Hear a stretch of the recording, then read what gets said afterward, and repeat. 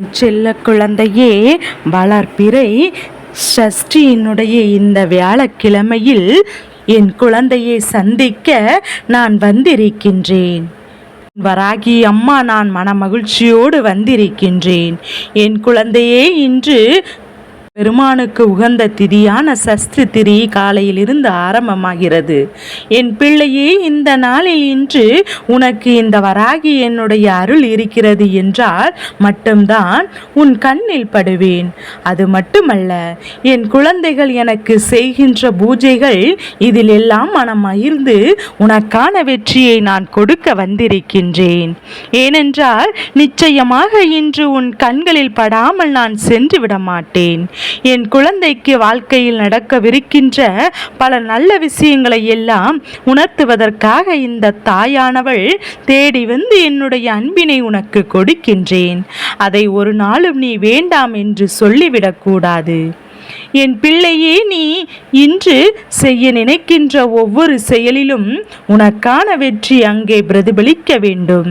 உனக்குள் இருக்கின்ற நம்பிக்கைதான் அதை அங்கே பிரதிபலிக்க வைக்கும் என்பதையும் நீ மறந்து விடாதே.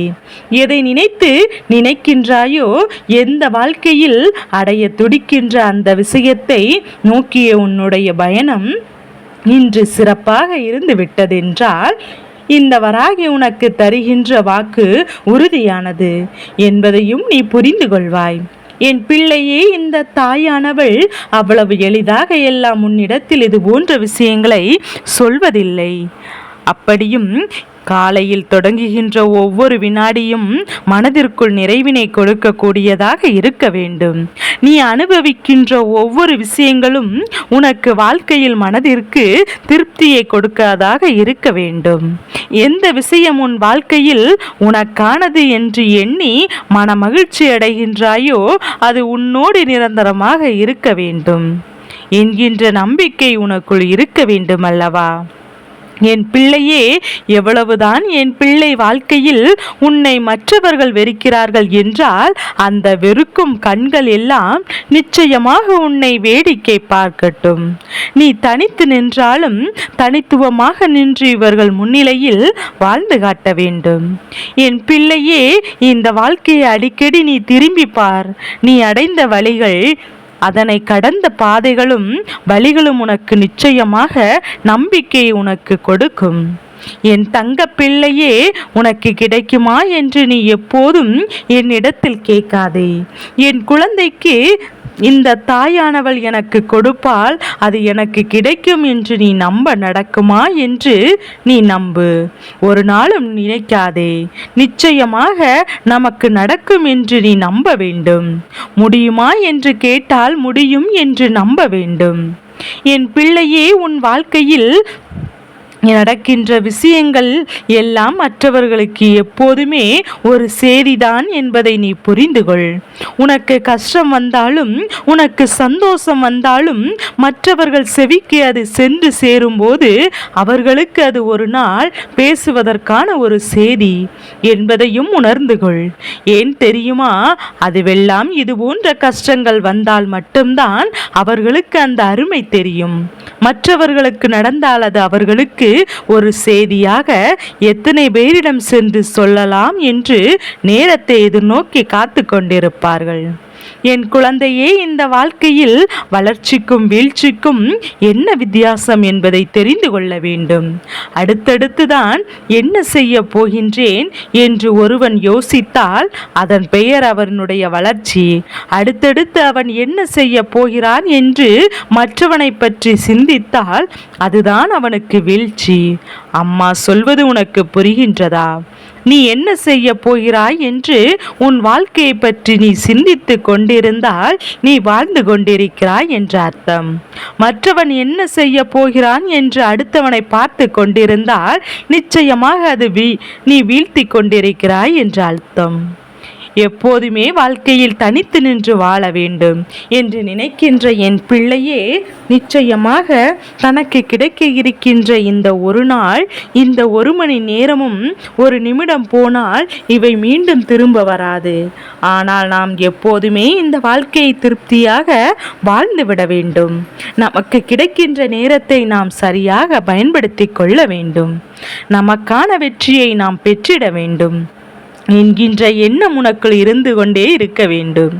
இந்த வாழ்க்கையில் எப்போதுமே உனக்கு கிடைத்திருக்கின்ற இந்த அற்புதமான நேரத்தை பயன்படுத்த உன்னுடைய கோபங்களை தவிர்த்துவிடு. சண்டைகள் எதுவும் இங்கே வேண்டாம். அன்பாக பேசி எப்போதும் மகிழ்ச்சியாக இருப்பதற்கு மட்டுமே பழகு. என் பிள்ளை, வாழ்க்கை மிகவும் அழகான விஷயம் அல்லவா? நீயும் வாழ்ந்து மற்றவர்களையும் நீ வாழ வைக்க வேண்டும். இதுதான் உன் தாயானவள் எனக்கு பெருமை. என் பிள்ளையே, உனக்கு இத்தனை காலமும் நான் செய்து கொண்டிருக்கின்ற அத்தனை நன்மைகளும் ஆதாரமாகத்தான் இது அமையும் என்பதை நீ புரிந்து கொள். என் பிள்ளையே, வெற்றி பெறுபவர்கள் எப்போதுமே மிக சிறந்த செயல்களை செய்வார்கள் என்று சொல்வது கிடையாது. ஆனால் அவர்கள் எப்போதுமே சாதாரண செயல்களை கூட மிக சிறந்த முறையில் செய்வார்கள். அதுதான் உண்மை. வெற்றி என்பது அவ்வளவு எளிதில் யாருக்கும் கிடைத்து விடுவதில்லை. அடுத்தவரின் வெற்றியை பார்த்து பொறாமைப்படாமல் உன்னுடைய வெற்றியை நோக்கிய உன் பயணம் சிறப்பாக இருக்க வேண்டும் என்பதை மட்டும் நீ உனக்குள் கண்ணில் கொண்டால் போதும். என் பிள்ளையே, எந்த ஒரு நிலையிலும் நீ யாருக்கும் தாழ்ந்தவர் கிடையாது. எப்போதும் நீ உன்னை உயர்ந்து வைத்திருக்க வேண்டும்.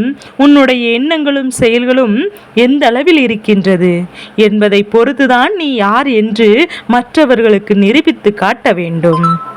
அது மட்டுமில்லாமல் என் பிள்ளை, தேவையில்லாத உன் மனக்குழப்பங்கள் எதுவும் இந்த வாழ்க்கையில் உனக்கு தேவையில்லை என்பதை புரிந்து கொள்ள வேண்டும். இந்த வாழ்க்கையில் எப்போதுமே ஆர்வம் இருந்தால் மட்டும்தான் என் பிள்ளை உன்னால் எல்லா செயல்களையும் செய்து முடிக்க முடியும்.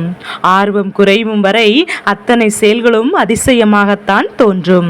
எப்போதும் இதை செய்ய வேண்டும் என்கின்ற கேள்வி உனக்குள் எழுந்து ஆர்வம் உனக்கு குறைந்து விட்டது என்றால் நிச்சயமாக அதன் பிறகு இந்த வாழ்க்கையில் எல்லாம் உனக்கு பின்னால் நின்று தொடங்கிவிடும். பிறப்பிலிருந்து இறப்பு வரை துன்பமே இல்லாமல் வாழ்ந்தவர்கள் யாரும் கிடையாது. கண்களை மூடிக்கொண்டு எண்ணிப்பார், உன்னால் ஒருபோதும் கணக்கிட்டு விட முடியாது. என் பிள்ளையே, எப்போதும் நீ இந்த வாழ்க்கையில் போடுகின்ற திட்டமானது தோல்வி பெறுகின்றதோ அப்போது நீ புரிந்து கொள்ள வேண்டும். உனக்கு மேலாக இருக்கின்ற தெய்வம்தான் அதை உனக்கு தோல்வி பெற செய்திருக்கிறது என்று. இது உனக்கு சரியில்லை, இது உன் வாழ்க்கையில் ஏதோ தவறுகளை நடத்தப் போகிறது என்பதை உணர்த்தும். தெய்வம்தான் அதை தடுத்து தவறான புரிதல் எப்போதும் சரியான பதிலை நீ புரிந்து கொள்ள வேண்டும். என் பிள்ளையின் வாழ்க்கையில் கொடுக்காது தவறான பதில்தான் எப்போதும் கிடைக்கிறது என்றால் அதை நீ சரியாகத்தான் புரிந்து கொண்டிருக்கின்றாயா என்று சற்று சிந்தித்து பார். தவறுகளை எப்போதும் அடுத்தவரின் மீது இருக்கிறது என்று நினைக்காமல் தன் மீது இருக்கின்றதா என்று சற்று சிந்தித்துவிடு. அதற்கான விஷயங்களை என் பிள்ளை நீ செய்ய வேண்டும். என் பிள்ளையே, இந்த வாழ்க்கையில் எப்போதுமே உனக்கு வெற்றி என்பது யாருக்கு உதவி செய்தால் அவர்கள் உனக்கு திருப்பி தர இயலாதோ அவர்களுக்கு செய்து நீ உன் மனதை நிறைவுபடுத்த வேண்டும். அந்த அளவிற்கு ஏழ்மை நிலையில் இருப்பவர்களுக்கு முதலில் உதவி செய். அதுவே உன்னுடைய மிகப்பெரிய வெற்றியாக இருக்கும். நாம் உதவிதானே செய்ய வேண்டும், யாருக்கும் செய்தால் என்னவென்று என் பிள்ளை சொல்லிவிடாதே. இல்லாதவனுக்கு தான் அந்த உதவி கிடைக்க வேண்டும். என் பிள்ளையே, எல்லா நேரத்திலும் உன்னுடைய மனது ஒன்று போல இருப்பது கிடையாது. உன்னை சுற்றி நடக்கின்ற விஷயங்களை பற்றி உன் மனது கவலைப்படுகின்றதல்லவா? இதிலிருந்து மீண்டு வர என் பிள்ளை நீ என்ன செய்ய வேண்டிய விஷயங்கள் எல்லாம் தெய்வத்தின் மீது அதிக நம்பிக்கையோடு தெய்வங்களை எப்போதும் வணங்கி கொண்டிரு. நிச்சயமாக தெய்வம் ஒரு நாள் உனக்கான நன்மைகளை எல்லாம் தொடர்ந்து செய்து வரும் என்பதை நீ புரிந்து கொள்வாய். நாம் வாழ்க்கையில் நடந்த விஷயங்களுக்கும் காரணமாக இருந்தது என்னவென்பதையும் நிச்சயமாக ஒரு நாள் தெரிந்து கொள்வாய். நம்பிக்கை உள்ளவனுக்கு வாழ்க்கையில் ஒருபோதும் தோல்வி என்பது கிடையாது. உனக்காக வெற்றியினை இன்று நீ பெற்றுக்கொள்ள வேண்டும். எந்த ஒரு குழப்பமும் இல்லாமல் தேவையில்லாத எண்ணங்களை தூக்கி சுமக்காமல் இன்றைய நாளை நீ நல்லபடியாக தொடங்கு. எப்போதுமே என்றுமே உனக்காக மட்டுமே இருக்கும் என்பதை மட்டும் நீ மறந்து விடாதே. என் பிள்ளையே, இந்த அம்மா உன்னோடு துணை நின்று எல்லாவற்றிற்கும் இந்த அம்மா உன்னோடு துணை இருப்பேன் என்பதை நீ மறந்து விடாதே. என் செல்ல குழந்தைக்கு இந்த வராகி அம்மாவினுடைய ஆசீர்வாதம் எப்போதும் என் குழந்தைக்கு முழு மனதோடு கிடைக்கும்.